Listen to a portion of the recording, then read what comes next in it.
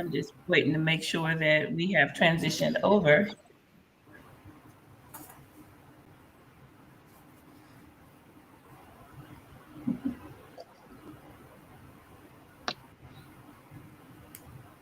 Awesomeness. Okay, so today we are going to have another conversation surrounding the truth about homelessness. Let me just go ahead and give forewarning from the gate that it seems like Wi-Fi internet is acting glitchy and some timing today. So if things get a little sluggish or if the conversation gets disrupted and we have to reboot, if there is a disconnect, we'll be right back. We'll just come right back on once we reset. For those of you that tap in today. So today's, my name is Tony McNeil. I'm a community organizer with Faith in the Valley. I work in several issue areas, and one of the key issue areas that is impacting the San Joaquin County and the Central Valley as a whole is housing and homelessness. So we have been hosting or facilitating a series of conversations surrounding the truth about homelessness, and where we are drawing just some parallels and showing the intersectionality and the impact of housing that leads to homelessness, housing insecurity, the instability of it that leads to homelessness, displacement as a whole. And so today we are going to be having a conversation with some folks around housing and homelessness or displacement as it pertains to home ownership. Folks that have had to migrate and leave one place to another because they just can't afford it anymore. So before we dive into conversations, I want to introduce everyone that is present. So I'm going to start off with Zani, if you could introduce yourself, and then let's just popcorn it around. Awesome. Thank you, Tony. Well, good morning, Facebook family. My name is Zani Thompson. I'm a community organizer in Faith in the Valley, working in San Joaquin alongside Tony, and I'll be co-facilitating this conversation today. I'm going to popcorn it to Calvin. Good morning. I'm Calvin. I recently moved out to the Valley from the Bay Area, and I'm going to be talking about that process and how difficult it was. Let's see. Let's go to Pastor Jack. Okay, well, my name is Pastor Jack. I am senior pastor at Upper Room Ministries, as well as board member for Faith in the Valley. And I'm happy to be a part of the conversation on this topic, as it has recently directly impacted my wife and I. So I'm looking forward to the conversation. Okay, so I'll be next. Can you hear me? And okay. Yes, we can. Okay. I'm Gloria Evans. I'm a realtist, which means that I am a part of the National Association of Realtors, Real Estate Brokers, which is a over 100-year-old Black organization that fights for the democracy in the Black African American community. And I am a real estate agent here in the San Joaquin County. So I appreciate you guys taking some time out today in order just to lift up your stories and just be vulnerable, to be transparent in regard to things that have personally impacted you and your families. And so migration, when we say migration or folks migrating, Gloria, like, you know, can you give us a idea, what do we mean when we say migrate, and you hear that term as a realtor? Well, it means what one of the gentlemen said. They were coming from one area to another for affordability or to live a better life. That's really what it means. It's to get to a place that should be better than where you came from. These days, it's changed in real estate because of the affordability aspect of housing. People are trying to migrate to more affordable areas. And in California, those areas seem to be diminishing more and more by the day, by the month. Okay. So I know that some years back, we were experiencing in the San Joaquin County a huge migration where people were coming from the Bay Area What do you call that area, like in the San Jose area? What do they call that? The Silicon Valley. Silicon Valley. Where people were like transitioning or moving from those places, and we had students. Yeah, yeah. People were moving from those areas that were literally renting garages, sleeping in cars, all different kind of stuff. And so they ended up moving down here, purchasing homes. Calvin, what was your experience? So where are you from, first of all? Let's start there. Where are you from? Where are you originally from? San Leandro. I lived in San Leandro since I was born to, I think, 18 years old. Then I moved to Hayward and lived there for a while. But yeah, I grew up in the Bay Area, East Bay, my entire life. And you just see the housing prices rise. Where are you now? I'm in Lodi, California now. So how much is it to?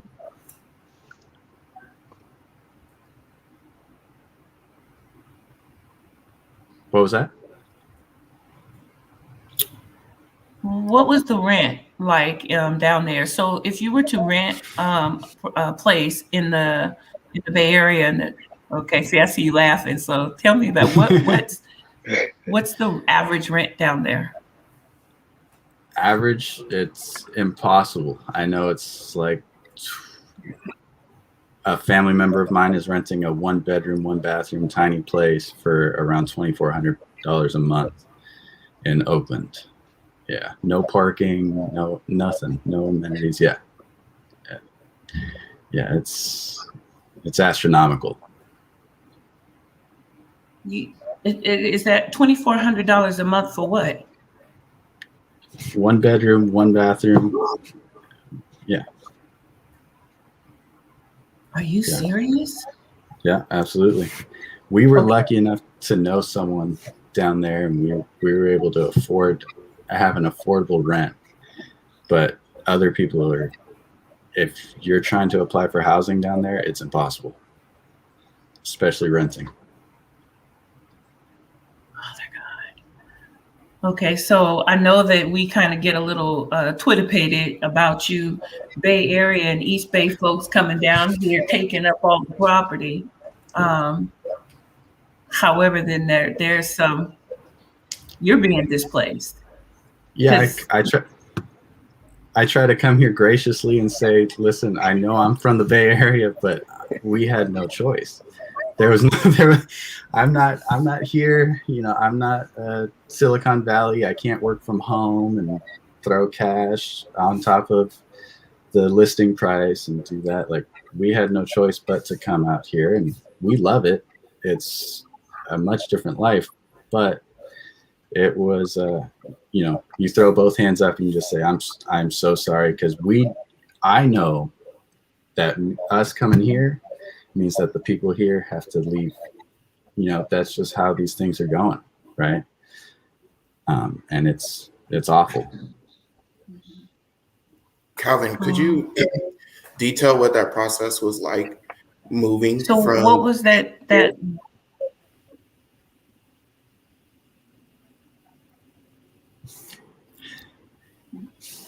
Yeah. So the process,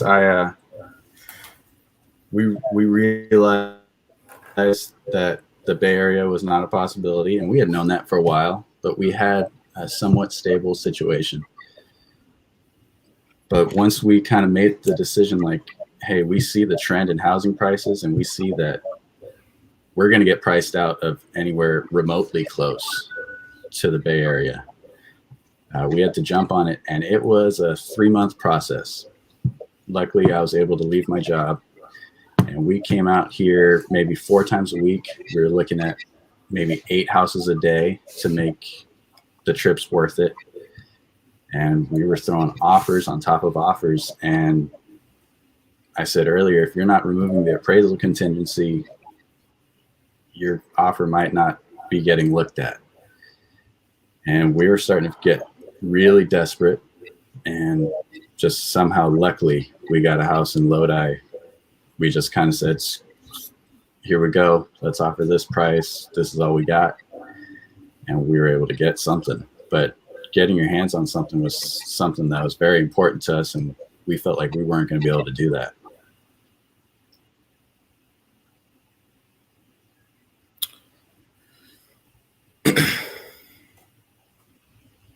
Okay, so I want to back up a little bit. There's a word that you use that may not be normal, a normal word for everybody, and that's appraisal contingency. Yeah. So if a house is listed at $320,000, right? $320,000. So anyone can come in and say, I'm going to offer $600,000 on this house, right? That means nothing because an appraiser comes in and values the house. So the appraiser values the house at 320.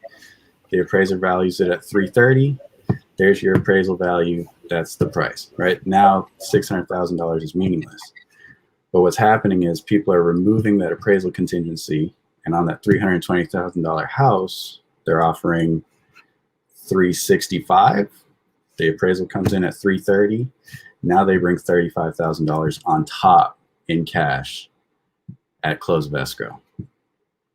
So, if you don't have that cash just readily available for you, you're not removing appraisal contingencies. That's just not something that's possible. You already have to put down all this money for a down payment. So this is what's happening. People that have the funds, people that can do that are coming in and they're just offering crazy prices, and it's impossible to compete if you're just a working class person. Gloria, can you come off mute? Because it looks like you were trying to say something. And then I have a question too that I wanted to ask. Are those private owners that are coming in doing that? Or are these companies and businesses, that are able to offer these astronomical, prices? Who's buying up this inventory? Is that for me or Calvin? Is that for me? Mm-hmm. Because Gloria, that's for you. Yeah. Well, as far as contingencies, a lot of people were waiving contingencies because they wanted the house so bad. So they didn't care if they were paying, premium price for something. That's the main reason why we had the bubble in the first time in San Joaquin County, because the Bay Area was coming in paying premium dollars for properties that were not worth what they were paying for. So that's what caused our housing crisis the first time. And that's happening all over again. And the COVID, the coronavirus has driven a lot of this activity because people can stay home now and work home. So they want bigger homes. I've shown homes to friends who have come together to buy a bigger house because they can work at home. A lot of the investors, yes, they are some of the drivers in the market because they're trying to rent back, but that has slowed down because of the rental crisis that we have going on here. And also, it depends on where you want to live. There is a studio for $1,800, $2,100 off of Murata in that new rental development here in Stockton. So, the Bay Area may be paying that for a garage, but we're catching up to them. We have to pay $2,200 for a studio here in Stockton if you want to live in a quality area. So there's so many different variables in this housing market, and they say that it may not be as bad as 2008, but if it doesn't slow down, it will be. Especially if people are paying $1 million for a home just because they want it so bad and it's only worth $825,000. That's happening.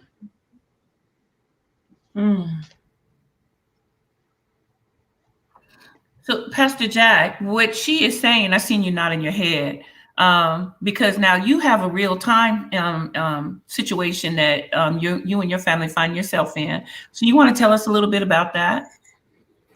Yeah, it started about a month ago, and we got notice from our property manager that the owner was placing a house on the market. And being that I have a real estate background, I knew what that meant, especially in this market, that it could sell just like that with so many offers being offered on the inventory that's available and the kind of money that people are spending now. So my wife and I did some checking around to see if we could find something comparable to this home. And the rents for a home in a neighborhood that I would be willing to stay in was $25 to $3,000 to rent. And we both agreed that was not something we were willing to do. And as Gloria said, we're willing to move if it means maintaining our lifestyle or having a potentially better lifestyle. So we actually took a trip and spent 9 days in Texas. And you would be surprised at the amount of house you can buy for under $300,000 in Texas, and the amount of land you'll get. And we decided that it was time to say goodbye to California. Like Calvin was saying, I was once one of those people that moved from the Bay Area and came out and purchased several homes here in the Central Valley. But now the Central Valley is even overpriced and to the place where I'm not even. And we make a decent living, my wife and I. And it's just not something that I could see myself doing, going into that much debt, paying that much over market value for a property that's going to bust at some point, and I'll be upside down. So it's a really bad situation, and I really feel for individuals who are not financially in a place to afford being able to live in a city that they've grown up in, that they have rooted themselves in, and now are being displaced. Pastor Jack, you earlier we heard Calvin talk about how for a one bedroom with no parking or anything like that in Oakland is $2,200. Gloria talked about how out here in Stockton there's a studio that's going for $1,800. In that price range, what can you get in Texas for that price range? Okay, so my wife and I, we actually have signed a short-term lease at a luxury apartment in Alamo Heights, San Antonio, which is one of the nicer areas in San Antonio, Texas. And the list of amenities is ridiculous. From walking our dog, there's an on-site dog park, there's a resort-sized swimming pool, there's fire pits, and all of this is paid for with your rent. And we're going to be paying $1,780, and it's a 2-and-2. Stainless steel appliances, wood grain, wood flooring, granite countertops, backsplash. I'm talking about, it's resort style living, and it's $1,700. And we're filling out the application thinking, okay, well, if it's anything like California, 3 times the rent. And no, $500 deposit. And you can't find that in California. You just can't. And Calvin, oh my God, I so understand what you're saying. We went out there and I'm being introduced to certain people, and I was introduced to one of the councilwomen. And when she asked where I was from, and I said California, her and her husband looked at us and said, look, you can say you're from Ucamunga, but don't tell anybody else you're from California. Oh my God. They literally, they have a saying there, don't California our Texas. And I feel bad. I feel bad because I'm a part of a problem that I'm a victim of in my own state. Now I'm part of it, starting that process in another state. But if we're outpriced, we got to go somewhere. It's really bad. So to answer your question, that was a long answer. And I do want to lift up the stigma. So I want to ask you guys about that, because there's a stigma that is associated with homelessness. There is a stigma that is associated with those that have housing insecurity. Is there a stigma that now is attached to you and your family when it comes to migrating or being driven out of your home to another location because you can't afford it anymore? So Calvin, did you experience? Yes. Okay. Yeah. Calvin, did you experience that stigma too? Not personally, but you just kind of know, if you know the situation and what's happening and the trends that are happening, you know what you're doing. Intrapersonally, you know what your actions are causing. So and you definitely take a deep breath before you say, yeah, I just moved here from the Bay Area, and you hope that there's no reaction to it, right? Hmm. Gloria, I seen And that you were trying to say something. Yeah, go ahead. yeah, and I think about how we met with one of the planning commissioners a few months ago here in San Joaquin County. And she used some terms that I think that scares people off when they talk about affordable housing, low income housing, and they're trying to use the word now workforce housing, because communities and neighborhoods and people who are in these more likable neighborhoods, they don't like those terms, affordable housing and low income, because they think it brings problems. So therefore the housing market is kind of hard, because the low income housing and the affordable housing, no one wants to build those type properties. The builders don't feel like there's money in that. It's from the government, they can't really price it the way they want to. So they're coming up with this new term, workforce housing. And then we need to have a livable wage to afford these houses or these homes, especially here in California. But I think that then the other problem is that if Calvin is coming from Oakland or the Bay Area to afford housing here, but was your wage a livable wage in the Bay Area? It doesn't seem like it, because you had to move here. So you have all of these variables that's causing these problems, from the building, the contractors, to the government, to the livable wages. It's something that we really have to look at, and we may just have to come together as a people, and try and build upon our own, come together, have our own investment groups, build our own apartments, build our own housing. And I know that happened in Oklahoma, where they tried to do this and they burnt them down. The 100-year anniversary just came about. But we can't let fear cause us to stop coming together and helping each other, because I think that's what it's going to boil down to.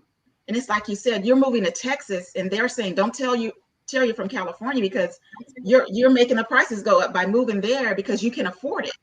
And then you have people in Texas that probably can't afford to live in Texas. So you just have this vicious circle. Man. Okay, this is like really heavy, because it brings, like, for me as a community organizer that is very action oriented and solution driven, right? I try to approach everything with at least possibilities of solutions. What are solutions? What are the possibilities of solution? What can we do? We've got 5,000 people in San Joaquin County who are displaced and homeless.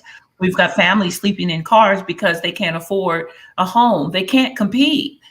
They can't contend. They don't make enough money. We've got people like Calvin, and Calvin represents so many folks that have been, pushed out because of the rising rents and things in the Bay Area and stuff migrating here. We've got people like Pastor Jack, who've been here for years, that's now leaving and going into other states. But there's still no solution. It feels like things are very rooted in greed. Everything seems to be for profit. So go ahead, Pastor Jack. No, I said that's the word, greed. And what'd you say, Pastor Jack? It's about greed. It's about greed and profits, and not our shared humanity. I have my Organize the Church shirt on. You guys can't see it, but I'm big on that, because, like Gloria said, if we would come together and build our own, buy our own, then we could serve our own. And we have some of, I won't name names, but we have some large ministries here who could take the initiative of coming together and not having to say, I'm the head of this. And there's plenty of buildings and abandoned apartments and dwelling places that we could purchase, refurbish, and then offer them at affordable rates. Because these are our people, the people that we say we love and serve and minister to, who are being affected by this housing crisis. And we're not doing anything but keep inviting them to come to church and bring their tithe. And okay, I won't. Okay. But anyway, you guys understand what I'm saying? We need to do better with stewarding the resources, whether they be small or big. We can do better together. You see, we can accomplish a lot more together. And I've seen it happen when people are willing to come together and not worry about who's getting the credit. And until the church is behaving better than the world, we can't be an example. Okay. I'm one of those, yes, Jesus is the answer person. Sorry. Okay.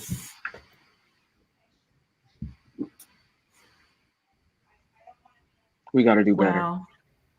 Okay. That's just a mic drop for real. And so what do you think would be some of the solutions? I mean, what do you think? You said that your parents were realtors. Um, so what do you have? What do you think would be some solutions to this coming from the Bay Area to here, Calvin? I have to follow that answer from Pastor Jack.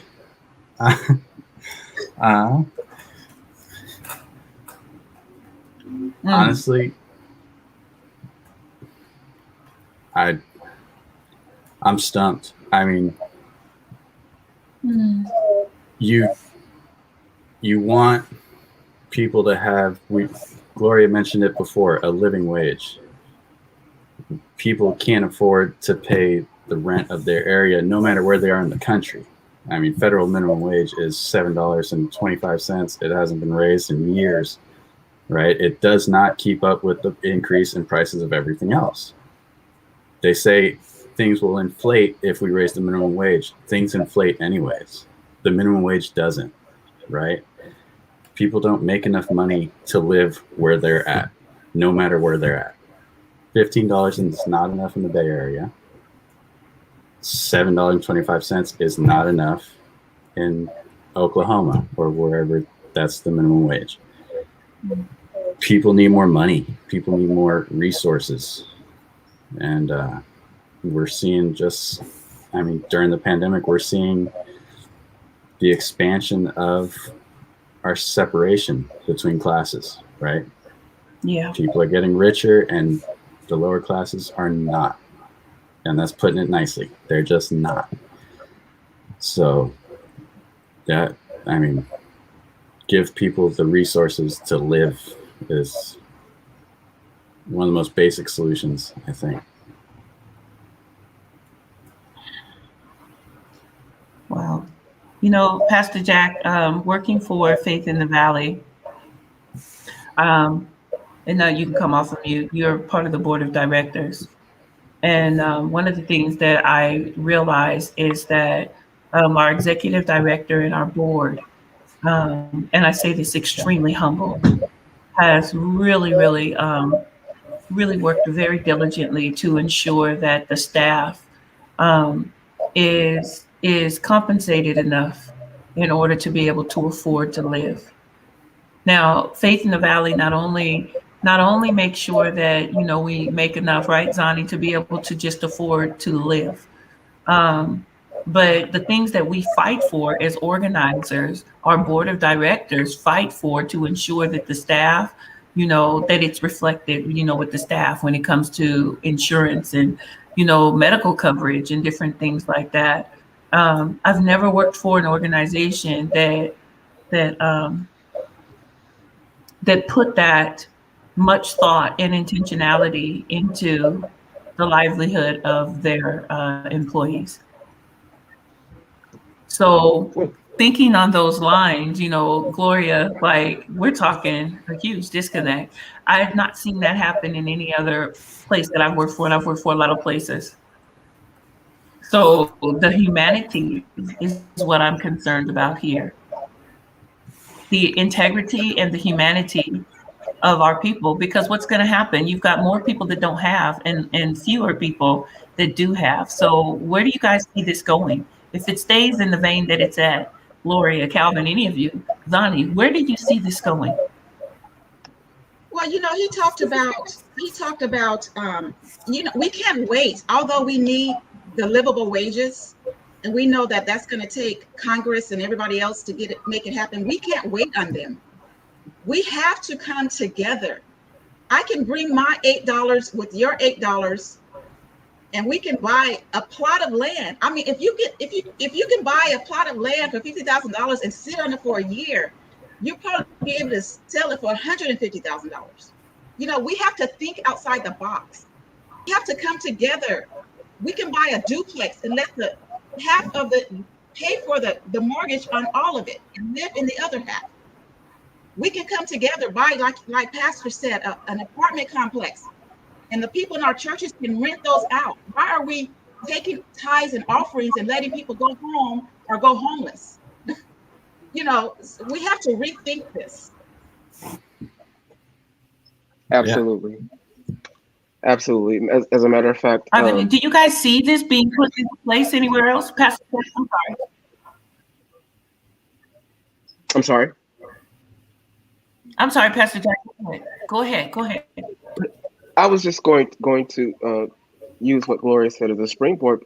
One of the things that while we were in Texas, we looked at was land, because we have a number of disciples who are going to come to Texas with us to plant our new ministry there. So rather than having everyone come down and struggle, we said, well, why don't we buy a piece of land and build? You see these corporations do it. They buy a building and all of their corporate officers live there, have an apartment there. Why are we thinking like this? We got to think outside the box. I just wrote, a statement for Faith in the Valley that's going to be published. And one of the things I say, I quote Malcolm X. He says, "We're not outnumbered, we're out organized." We need to organize. We need to stop having church and be the church. We need to be proof of what we're talking about. And so Gloria hit the nail on the head. We need to do for ourselves. We need to start being an example of what fellowship and koinonia and community looks like, where we bring our little to the table so that there's no need among us. Everyone is willing to part with their high profit margin and say, okay, I'll take a little less if it means you'll have a little more. But, of course, we're going to wait for government to do everything for us when that should not be the case. And we need to expedite that process before the nation becomes a nation of renters. Like, that's the ultimate goal. And that's where this is trending, is no longer will people be able to own their own land. That's what we're looking at, with corporations buying up land and houses and neighborhoods at a time. So come together and expedite that process. My God, I never ever considered that, a nation of renters and not being able to own your own land. Are there other countries that that you see things like this taking place in that you all know of? No, I think we're spearheading that process. Where people don't.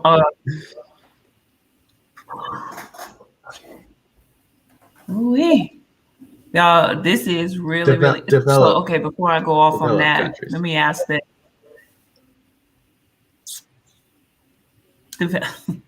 In terms, yeah. Do you guys feel like go ahead? I'm sorry, Calvin. It's because it's sluggish on my side that I'm disrupting when you guys speak, and I apologize for that. What were you saying, Calvin? That was my fault. I just wanted to clarify. Developed countries, there are a lot of countries that are struggling like that. But yes. Do you think that our elected officials know what to do?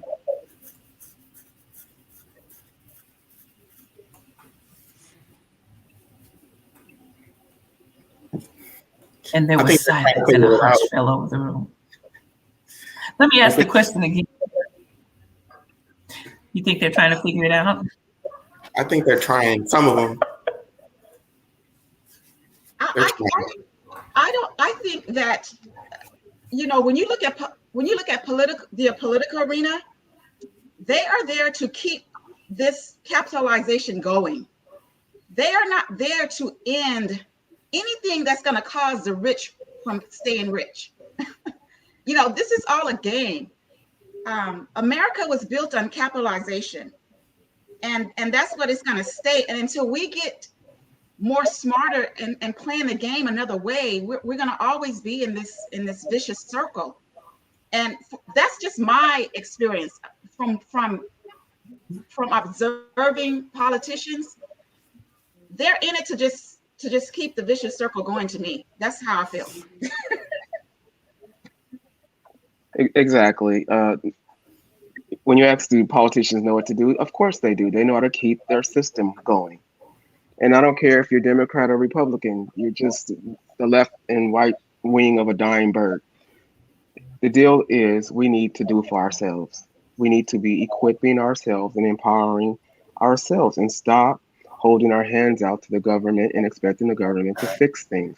The government is doing what it was built and created to do, and that's prosper those that are at the top.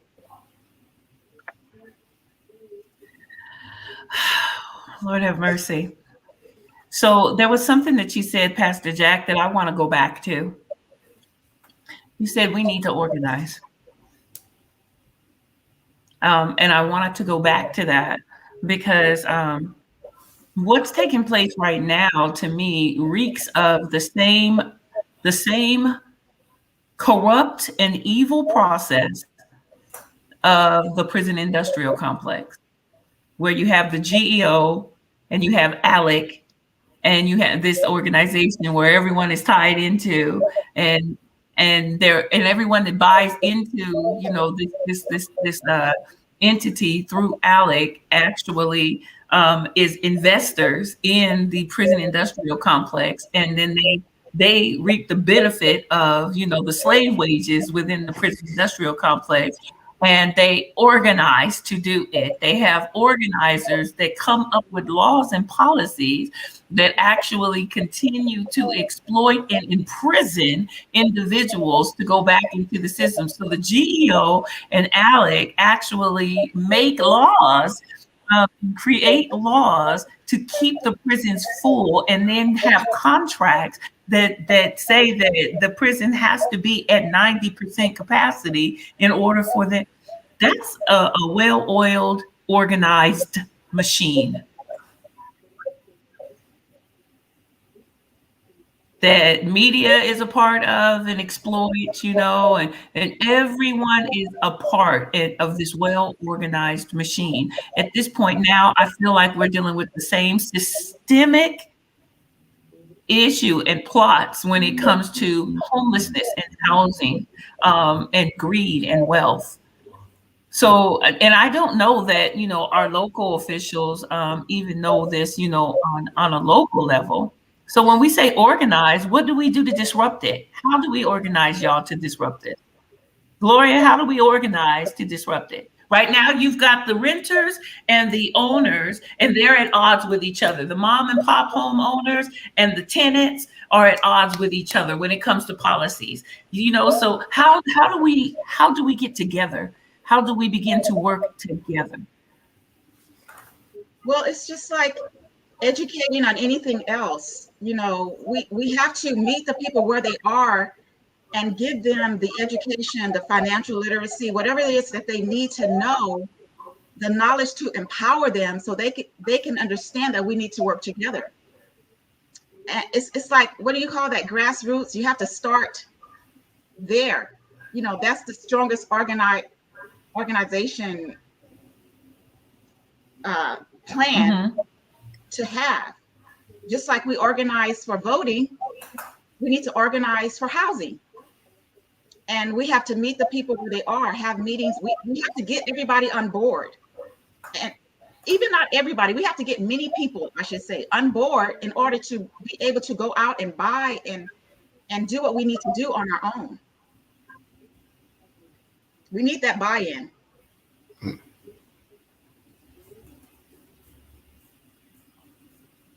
You guys, do the homeowners care that the people can't afford the rent?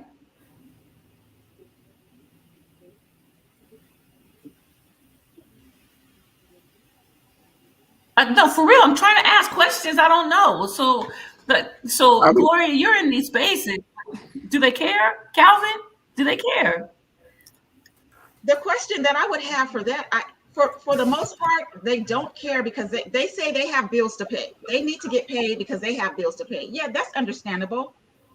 But they don't even want to work with you this money that came from the federal government is sitting at the states waiting to pay out this back rent. And they say it's because they don't have enough Right. people to make it happen. Oh, come on. You know, they're going to sit on that money and use it for something else if we don't say something and make them do the right thing. You know, we need a watchdog, or maybe they already have one, but we need a watchdog organization to make sure that these monies are used the way they are supposed to be used, and call into account these people, because the federal government, they're just sending this money out and no one's watching to what they're doing. And it's just sitting there. And the landlords can apply for it. Why they are refusing to, I don't know, because if I can't afford your rent, who's going to be the next person that can? It's like, they're not thinking. You're trying to get rid of me, so who's going to take my place? No one can afford it. So what are you talking about? You know, it's like, I don't get it.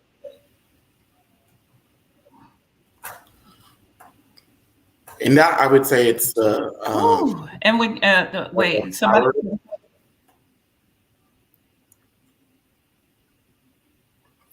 I was just going to say, and that I would say it's the power imbalance. Say again, Zani?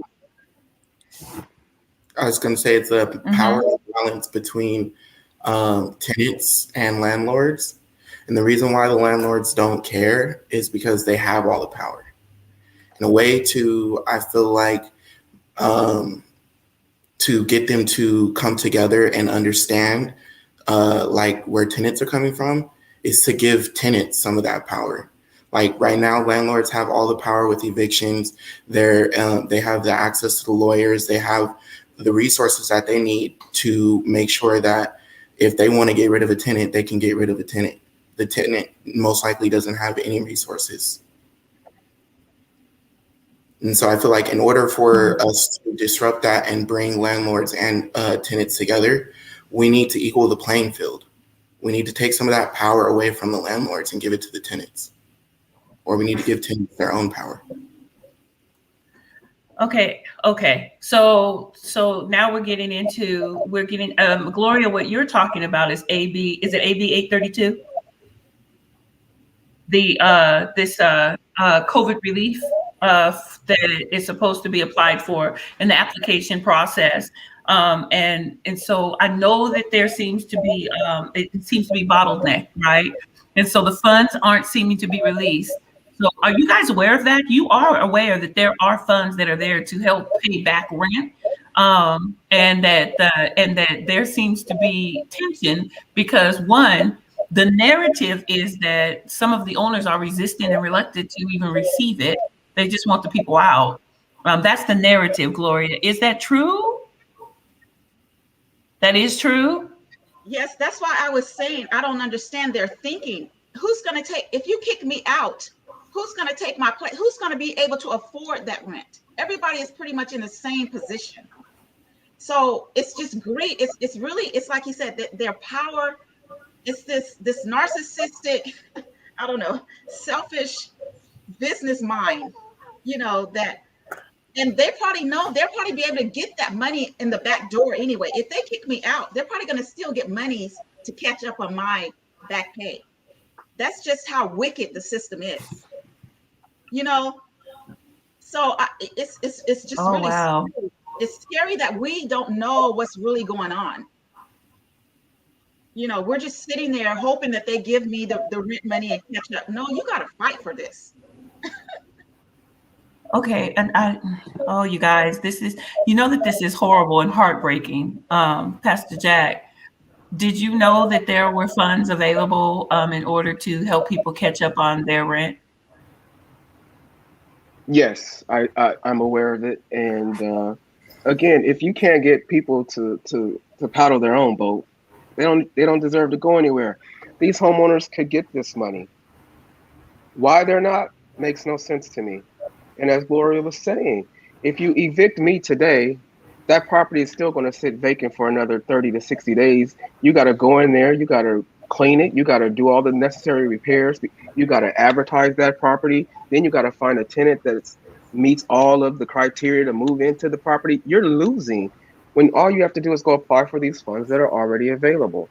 Now, She said something else that's important. We just don't understand how evil this system is. That property owner at some point is going to get some relief, whether you're there or not. So they can afford perhaps to evict you, whether they're going to write that off as a loss or get some other government subsidy later or benefit later from having to take the loss due to COVID. If people just would think with their hearts and not with their pocketbooks, we'll be okay. Now, if you have a property owner who's not able to pay their mortgage right now, mortgage companies are putting that balance onto the end of their loan and floating that for them. So then why aren't they passing that benefit down to their tenant and saying, look, I'm getting relief, so I'm going to give you relief.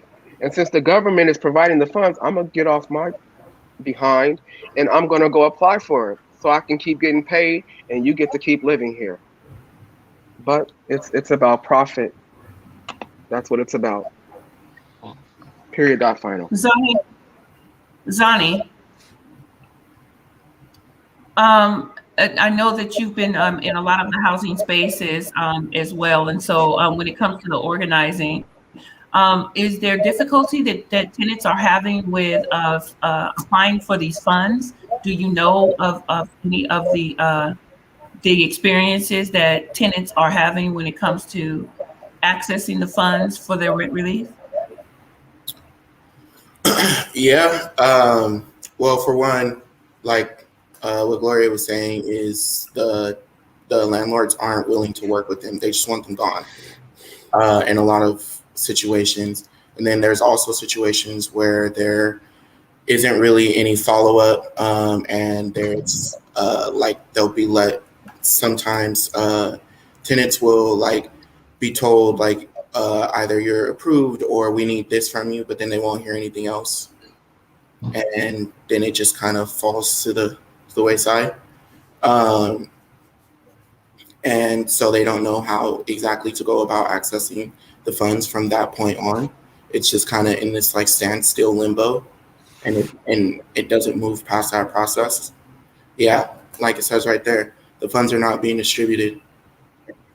There are a lot of tenants who have applied months ago, been approved, but don't have their funds. Right there. But so there is no. Oh wow! I was going to say also the biggest barrier really is for the ones who, like I'd say the ones who have applied and haven't received their funds. That's a little bit different from the ones from tenants who wish to apply, but their landlords just won't cooperate with them or aren't willing to cooperate with them. And so are there no ramifications for those that fall in that category? Let me stick to one question at a time. Gloria, do you know of any? Are there any ramifications for home property owners that just refuse to work with tenants that that qualify for the funds? I don't really work in the rental market, but we do keep up with what's going on. But I know that when I was on that call with you, didn't they have some type of an association that was giving legal advice? I forgot the name of that firm that was giving legal advice. Do you remember? I don't have my notes. CRLA, California Rural Legal Assistance. Okay, were they the ones? Companies like that should be able to go to bat for these tenants and talk with the landlords and let them know that they have some type of support. Because if the landlords don't feel or see any support from the tenants, they're going to play the game until it's played out. So we do need, I can get more information about that, but we do need to show that tenants have support and some backing. Yes. I wish I could pronounce your name. And I so appreciate you in the chat. Is it Macarena? She or this individual that is sharing in the chat, it is That is true. So when you said that, Gloria, one of the things that I do want to lift up publicly, and it looks like what I'm going to need to do is pull in, I'm going to have to pull in some advocates in a space in order to uplift some of the details of this information. Yes, people can reach out to California Rural Legal Assistance and Fair Housing. Yes, they are greatly understaffed and under capacity. Just so that you guys know, look, Fair Housing hasn't had an increase in funds to increase their staff. So they've been working with 3 or 4 staff members for Zani, ever since pre-COVID. So they didn't have funds to even increase their staffing. We didn't get I can't even go there. Not We're even having to add 4 staff, 3.5. 3.5. So from 2018 all the way through, 3.5 staff, part-time, all of that. And so they're getting increased calls, increased all of that, but just didn't have, they're totally at capacity. And we wouldn't even get some of these funds if these agencies didn't exist. CRLA has money to hire 5 attorneys since February, but has not increased staffing. So that's something that we'll look into as well, into determining the validity of that and whether or not whether they've received those funds and have hired or in the process of that. So I think that what we're going to do is we're going to research some information based on this call. And that is, Gloria, come back off of mute. We're going to need to research the details surrounding the funds. I would love to have a conversation with some of the homeowners in order to bring about balance, because I know that all homeowners just don't want people to be homeless. And there's this picture that is painted with that. And I just don't believe that we're just dealing with people that are just morally corrupt and evil. Gloria? I would hope for the majority. What did you want to say, sis? Yeah, I was just going to say in the organizing, and I don't know how the federal government or the state government can use volunteers, but when we have a crisis like this, there should be another way to help these agencies get these funds out and not have the excuse of not having enough employees. This is an extraordinary time. So we have to take extraordinary measures. So I want to research. I need to find out how can they go about getting more help during this time, just for this project. Even if they can't hire people, I would go in and volunteer to push the paper or whatever they need to do. So I need to find out how that can happen, because they knew this was coming. So why wait and try and hire people when you can ask people to come help? I don't know. So we're going to be wrapping up our conversation. And before I make an announcement of a town hall planning meeting, I just want to go around and give room for any final thoughts, and then I will ask us just one wrap up question. So just kind of popcorn it, final thoughts that you might have that you want to just raise up in this space. Calvin, start with you. And put you on the spot. Yeah, final thoughts. First of all, thanks for welcoming me to the Valley. I'm sorry I had to move out here, but I'm not, though, because I like it very much. But I know with what we talked about today, yeah, it's definitely serious. It's at the forefront of the issues we need to be talking about. People are just losing their homes, and there's really nothing that they as an individual can do about it. So they need help, organizational help, anything. So yeah.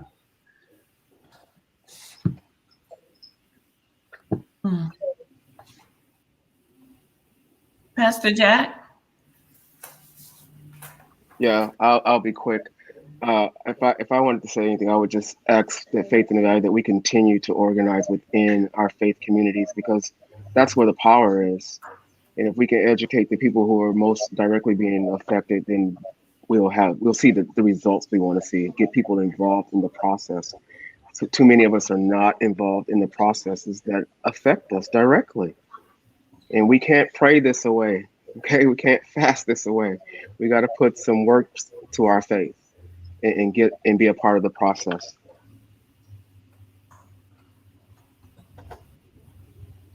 Gloria? Yes, I agree with Pastor Jack. Organizing in the faith-based ministries or communities, there shouldn't be a church that does not have property and land that they can build on or have housing for their people. There's no excuse. We've been giving for decades. We shouldn't have to be out here fighting on our own. So yes, that would be a good start.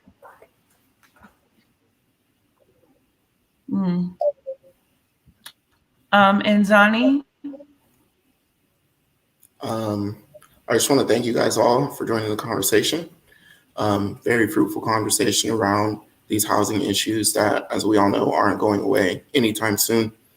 And for those of you guys that are watching, just want to encourage you guys all. We have a housing town hall that we're planning, and if you would like to be a part of it, part of the background, and just have your thoughts applied to the planning, join the planning meeting on the 11th.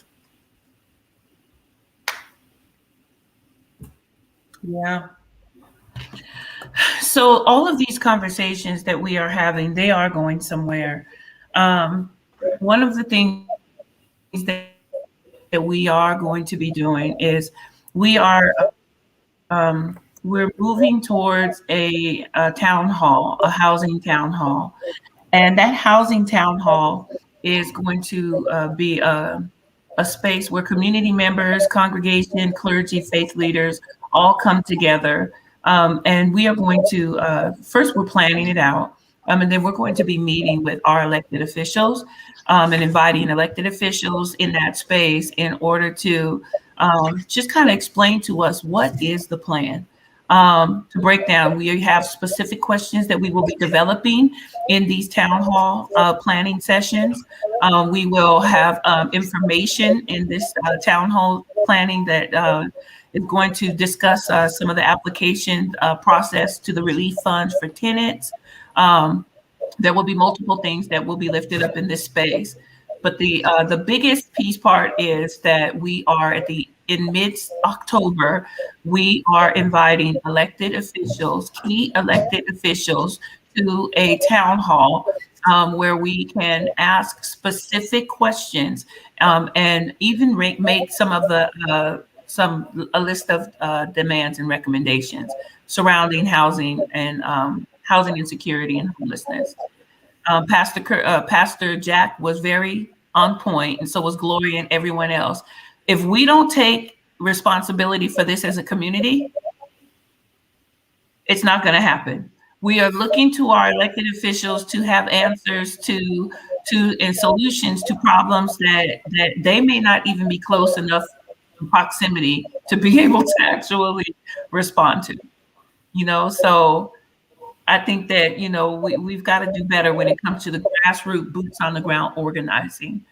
So I really appreciate you guys coming in today. I will be dropping the Zoom link. Actually, I'll be dropping a flyer in the chat. I will have the flyer for the town hall planning meeting on our Faith in the Valley page. You can reach out to me at tony@faithinthevalley.org. If you are interested in just doing a deeper dive into the work that we're doing, I'm dropping that in the chat now. But at this point now, we just have to take ownership of doing this ourselves. We have to organize this ourselves. So I really appreciate you all coming in today. Thank you so much for taking time out of your busy schedules to come at a moment's notice, especially you, Gloria, because I called you this morning. Thank you for sitting in spaces that represent the community and always being ready and willing to advocate on our behalf. Calvin, welcome to the San Joaquin County, man. Welcome to the San Joaquin County. If anybody give you any problem, we got your back, huh, Zani? We got you. Thank you. Thank you. Let us know. Welcome to the Friday. Welcome to the time. Pastor Jack. Yeah, man, I hate that you are moving. You have been one of, and I'm saying it openly and publicly, you have been here since I have been here, and you have helped shape my organizing. You help keep me in the moral compass, right, and regulated when it comes to faith-based organizing. And you always show up. You're just fully present, always. I cannot tell you how much we are going to miss you. And I believe that God needs to send 5 clergy to fill your shoes. Oh, wow. Thank you so much. I was telling Pastor Trina and Pastor Curtis how much I dreaded sending over my resignation letter from the board, being that I was moving to Texas, because I have been here since the beginning when Faith in the Valley organized. And just the camaraderie and the relationships that we've built is just amazing. And that it's really hard to say goodbye to that. But I'll be here, thank God for technology, I guess I'm a few clicks away. So anytime I'm needed, I'll be present as much as possible. Thank you so much. All right, y'all. You have a wonderful weekend.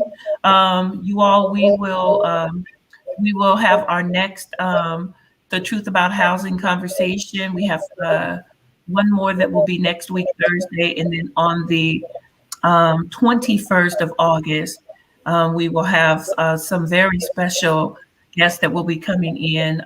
We have 2 clinicians, a therapist, and a seasoned HUD representative that will be coming in to talk about the short and long-term effects and impact that housing and housing insecurity and homelessness has on our community.